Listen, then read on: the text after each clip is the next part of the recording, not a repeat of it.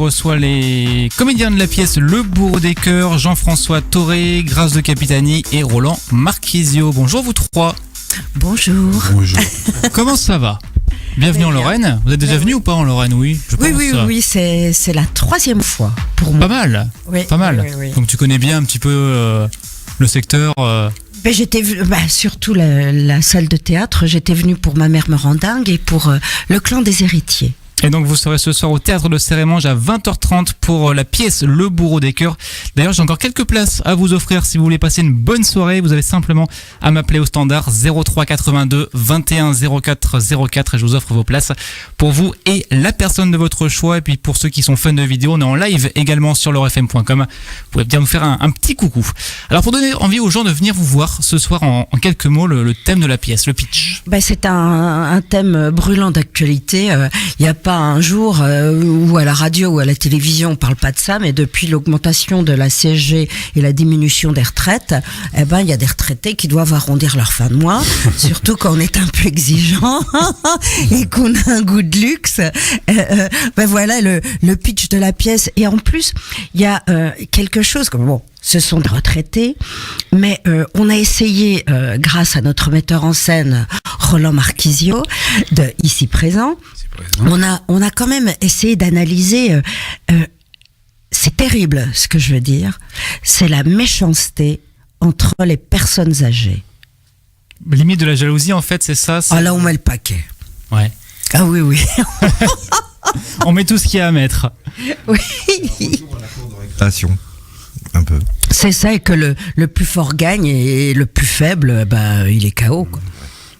Alors vous jouez quel rôle vous dans la pièce du coup chacun ? Votre rôle, moi je me présente, je m'appelle Nina Wolverine, mais en fait je m'appelle Denise Pichonnet, mais comme elle aime pas son prénom ni son nom, elle s'appelle Nina Wolverine. Elle est en cuissarde, en short assez échancré et puis en blouson perfecto. Alors moi je suis Paul Pichonnet dans la pièce. Je suis le mari de Nina Wolverine qui effectivement me balance son blouson dès l'entrée de jeu dans les bras pour se débarrasser et tout de suite tomber sous le charme de Roland, ici présent, qui joue le rôle de producteur animateur. Voilà, merci Jean-François pour ce truc de charme. En fait, elle tombe surtout sur le fait de se dire c'est sûrement lui qui va me faire le grand saut dans le vedettariat, parce qu'en fait, l'idée c'est que ils veulent monter une télé-réalité. Et donc enfermer des couples de retraités et mettre au milieu un coq qui serait qui est interprété par Massimo Gaggia, qui va essayer de séduire les femmes, et celle qui résiste remporte le prix, et celle qui succombe partira avec le bourreau des cœurs. Voilà, mais évidemment. Il a des cartouches de Xanax au cas où. Oui, pour calmer le jeu, j'ai du Xanax, une carabine à fléchettes bourrée de sédatifs pour les grands primates. Enfin voilà, on est équipé. Du beau matériel donc pour tout ça. Voilà. Et celui qui gagne, bien sûr, va à Ibiza.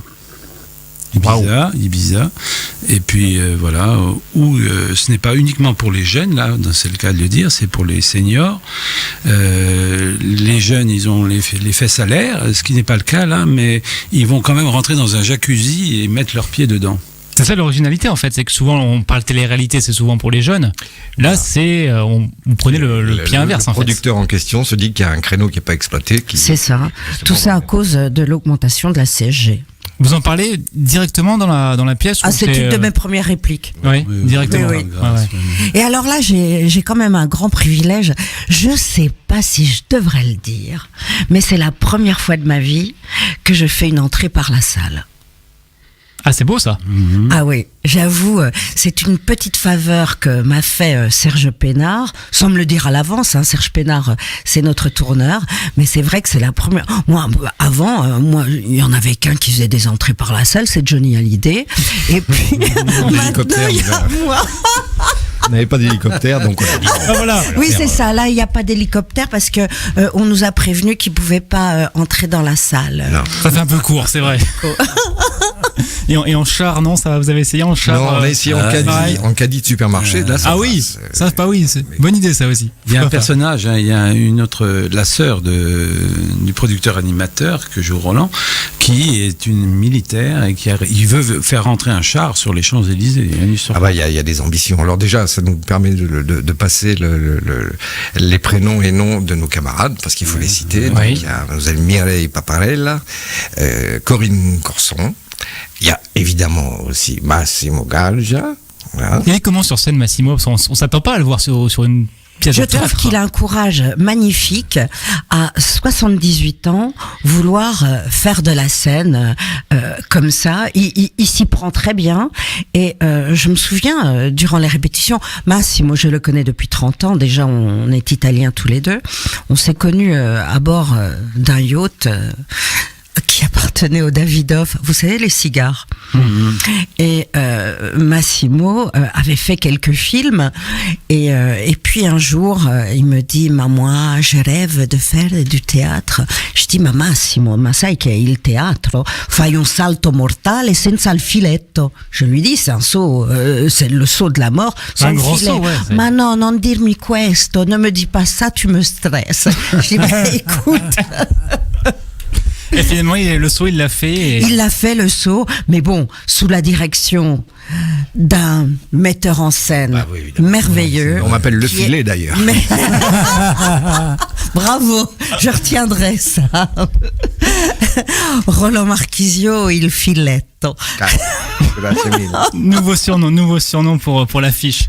Pendant encore quelques minutes, les comédiens de la pièce Le Bourreau des Cœurs sont avec moi en interview. Jean-François Toré, Grâce de Capitani et Roland Marchisio. J'ai l'impression qu'il y a une bonne alchimie entre vous tous sur scène. Ça se passe plutôt pas mal, j'ai l'impression. Ah ben j'avoue que c'est super sympa, on s'entend bien. Et puis, mais surtout, il y a une chose très importante, c'est qu'on donne du bonheur aux gens. Et je pense qu'en ce moment, Il y en a besoin. les Français ont besoin de rire. Et j'avoue qu'on se tient les coudes pour réussir notre coup. Et vraiment, on fait de tout pour que les gens passent un moment d'oubli. Et ça, je crois que c'est très important.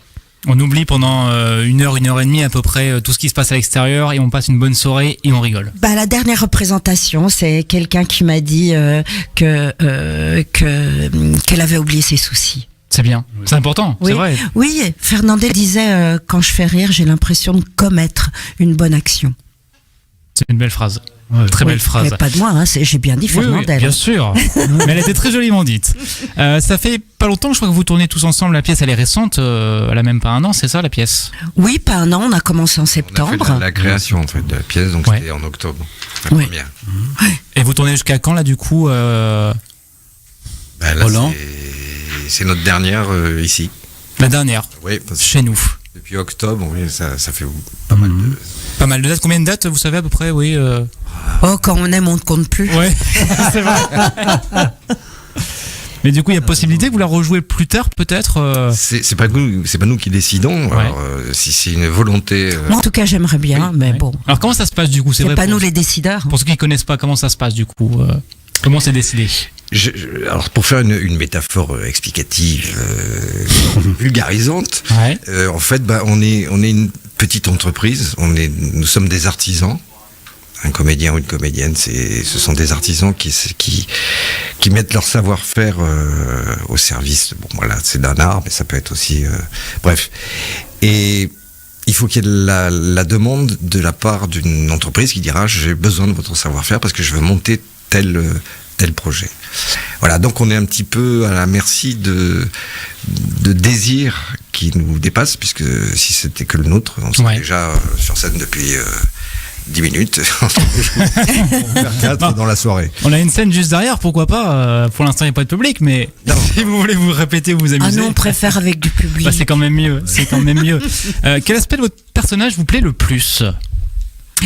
Écoutez, j'en discutais avec le plus jeune de mes deux fils il y a pas longtemps, et en fait moi je devais pas faire du théâtre.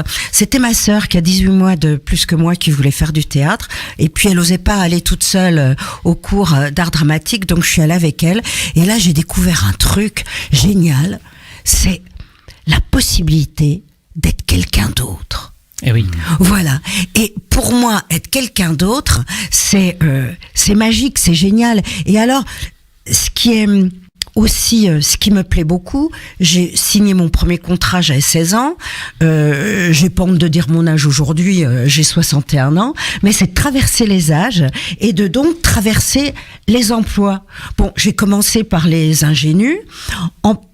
Ensuite, c'était les ingénues perverses. Et puis, marre-toi. Non, Parce que ça n'a rien à voir avec la réalité. Voilà, pourquoi je ris. oui, mais c'est vrai que... Et là, je viens de terminer un tournage avec Jean-Pierre Mocky. C'est la 4e fois qu'il vient me chercher. Il est d'une fidélité magnifique, mais il me fait jouer des contre-emplois. La première fois qu'il me donne un rôle, il me donne le rôle d'une mégère épouvantable. Et je dis, Mocky, merci, hein, on joue tellement mieux ce qu'on n'est pas.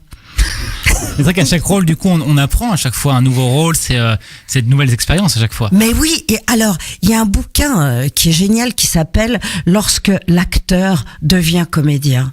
Ce qui est génial, c'est de pouvoir s'effacer pour faire apparaître quelqu'un d'autre. C'est sûr que Natacha dans Les Ripoux, elle marche pas comme la postière de promotion canapé. C'est ça, trouver une voix, un timbre, une démarche, une expression, c'est ça qui me plaît, qui me séduit. Pendant encore quelques minutes, les comédiens de la pièce Le Bourreau des Cœurs sont avec moi en interview. Grâce de Capitani, Jean-François Toré et Roland Marquisio.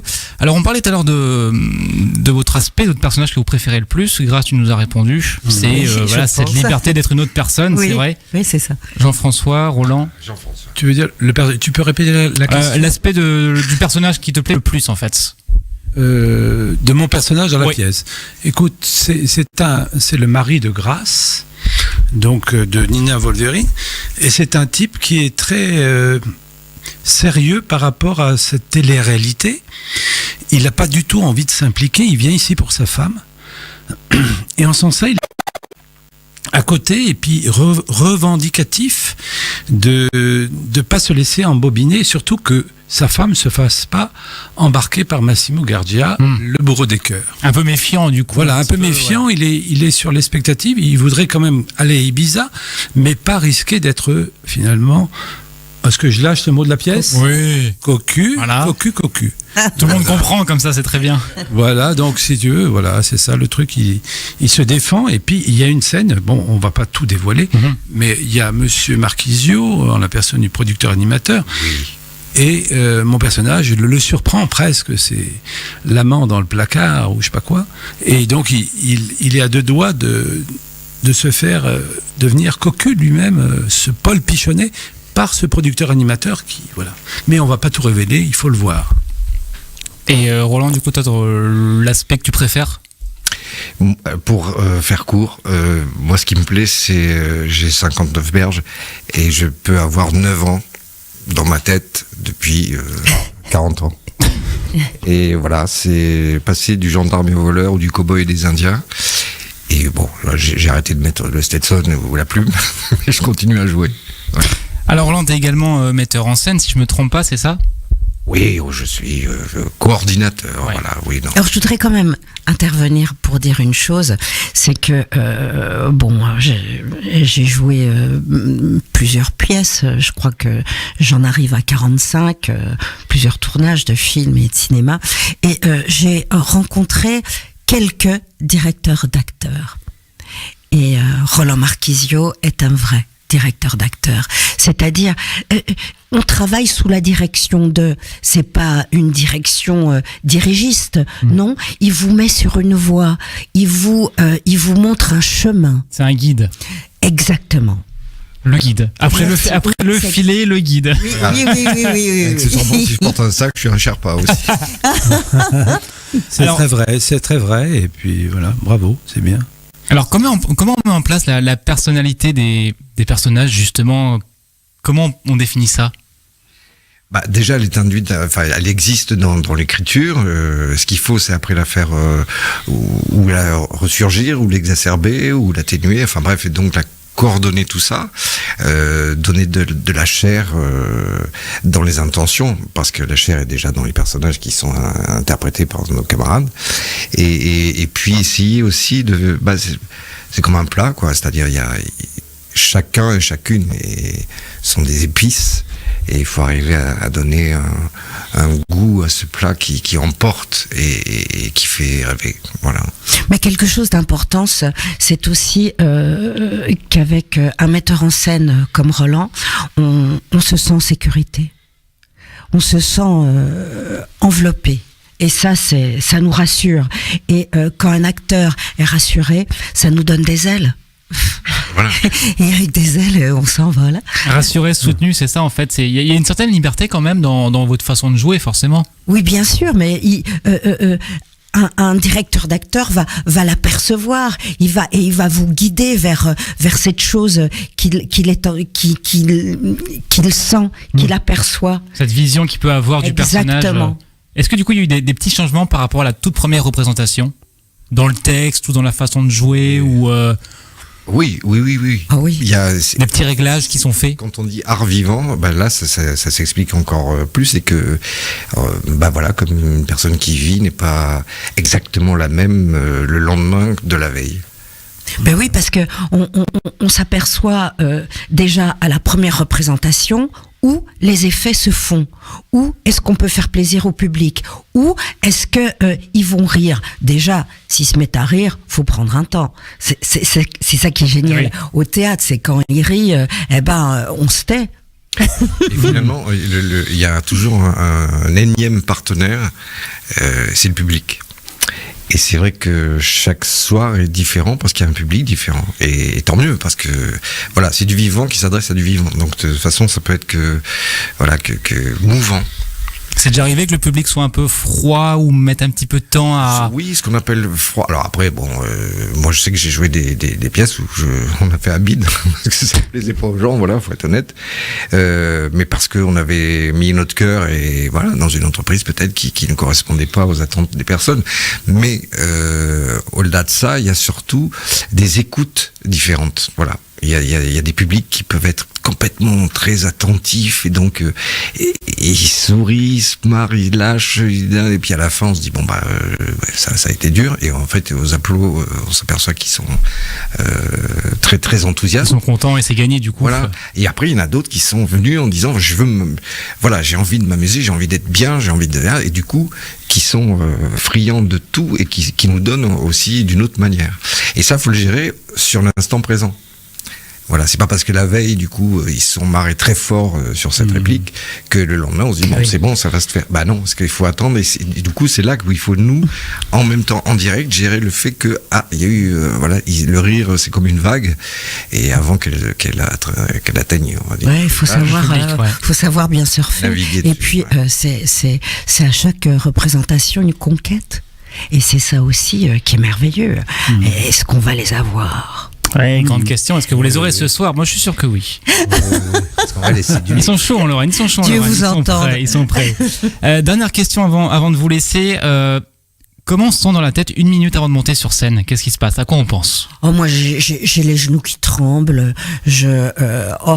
C'est un peu dur, mais. Même avec l'expérience, on a toujours ce trac avant de monter. Ah, mais alors, un tout bon m'a dit un jour. Je crois que c'était Galabru. Il m'a dit, tant que t'auras le trac, t'auras le respect du public.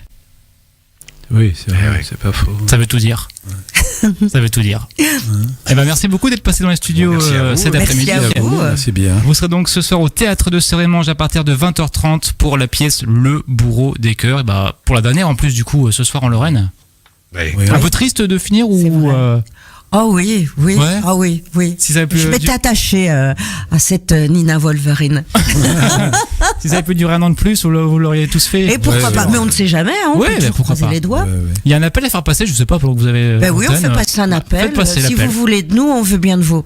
Eh ben voilà, merci beaucoup et bon courage pour ce soir. Merci.